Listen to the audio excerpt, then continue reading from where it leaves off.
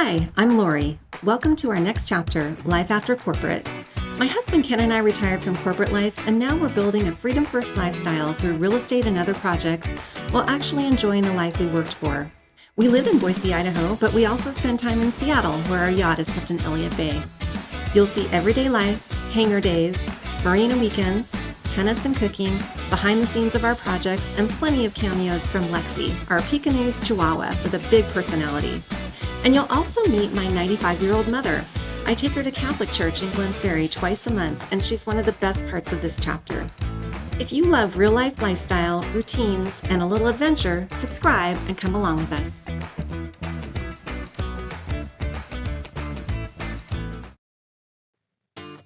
I didn't start playing tennis until I was in my mid-40s. Ken was on a men's 3-0 level USTA tennis team, and we were at a team party when one of the other wives who played tennis encouraged me to get involved in the tennis community at our club. So I joined a 6-week session of friendly tennis matches with other beginners, and we'd play once a week, rotating partners, and helping each other learn the rules. It was a great way to meet new people and learn a new sport. By the end of that 6 weeks, one of the women offered to be team captain if we'd like to form a women's 2-5 USTA tennis team, which is the beginner's level. We were having so much fun together, we all agreed.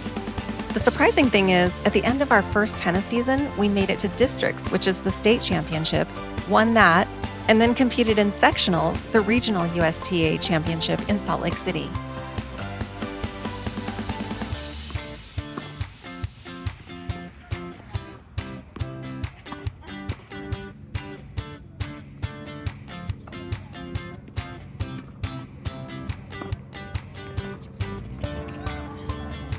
Over the years, I've had the very fortunate opportunity to do that with several teams, making so many great memories.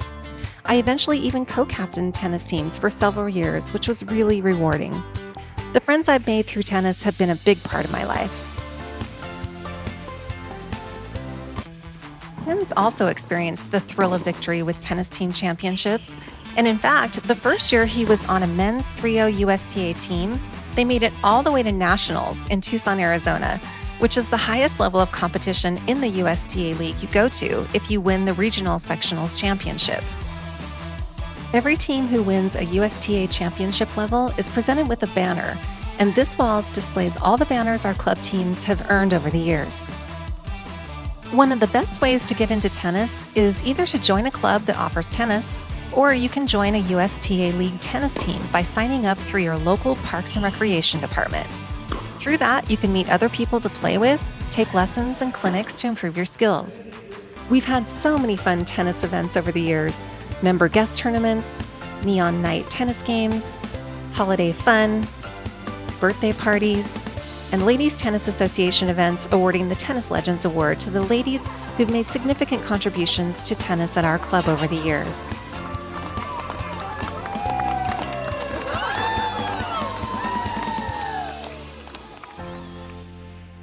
We know how fortunate we are to belong to a club, and we've met so many wonderful people. We were lucky in that we joined 20 years ago when it wasn't expensive to become a member. When we went through the real estate downturn in 2008, we cut every expense except for the club and vowed we would use it to its full potential. Green Creek remodeled an older building in the past year that added quite a few updates. The hallway down to the new restaurant and bar displays black and white photos from when the club was first built in 1962. Off the hallway, they created 3 golf simulator rooms and a card room. Here's the restaurant and bar, which also has outdoor patio space overlooking the golf course.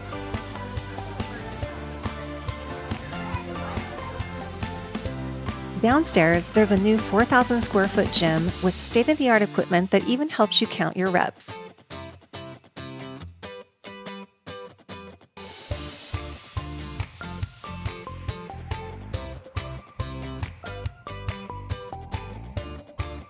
This is the women's locker room that features an infrared sauna and steam room. There's also a relaxing sitting area in front of the fireplace.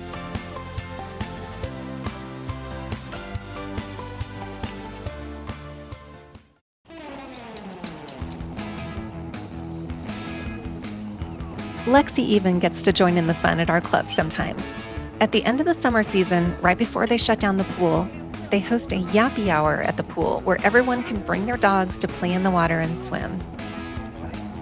Lexi is not really a water dog, so we just let her experience swimming while Ken kept an eye on her. But once out of the pool, she enjoyed running around with the other dogs.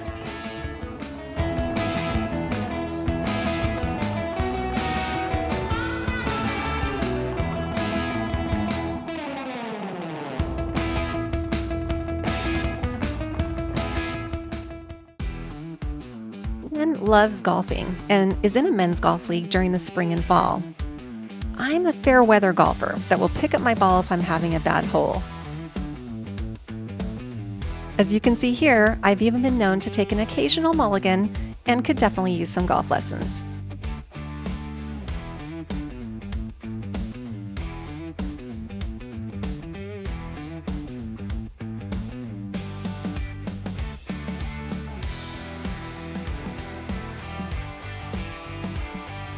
This is the par 3 hole on the front 9 that Ken got his hole-in-one shot at while playing with friends, Dave, Shane, and Ian.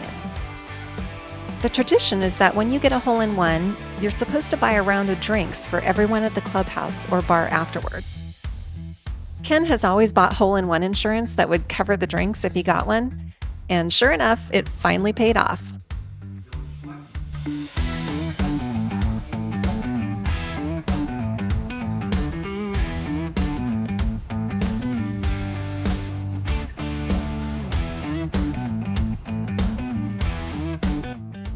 The golf course at Crane Creek is spectacular, surrounded by canyons with lots of trees, water hazards, and sand traps to be wary of.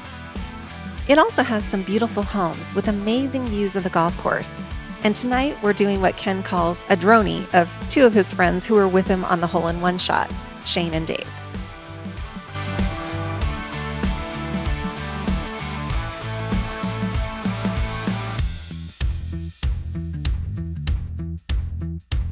They're up on Shane's deck right now, along with their wives, Tanya and Kim, who I also play tennis with, enjoying the views.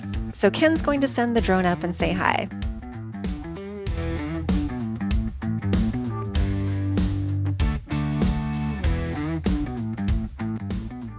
Look at their view. Isn't it amazing?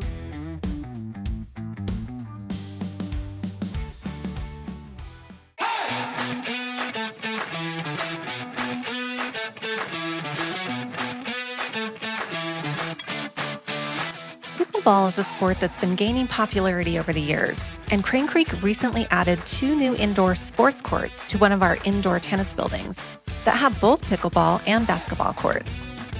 We've even had members join Crane Creek just for the new indoor pickleball courts. Previously, we just had 2 tennis courts, one indoor and one outdoor that had pickleball lines painted on, and the indoor court has always been high in demand. It's a popular thing to invite a bunch of friends to play pickleball on a Saturday night, and whoever isn't playing at the moment is socializing on the sidelines until they rotate in. We crank up the music and just enjoy getting some exercise while spending quality time with friends. Compared to playing tennis, pickleball is a sport that people who can't cover the court size of a tennis court any longer or want to play with their children can find appealing.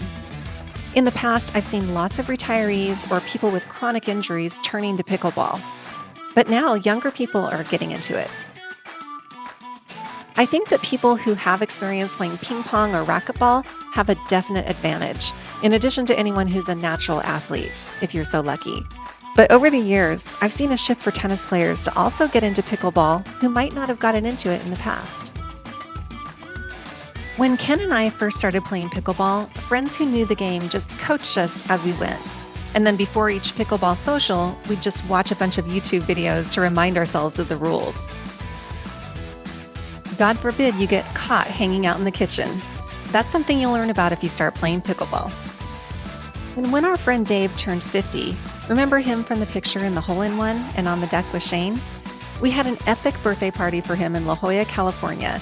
We all rented a house that happened to have a rooftop pickleball court that was actually featured in Pickleball magazine back in the day. The court was red back then. We had so much fun together, and after playing pickleball, some of the girls decided to take a dip in the pool. Here's to good times with good friends. Thank you for watching, and we'll see you in the next video.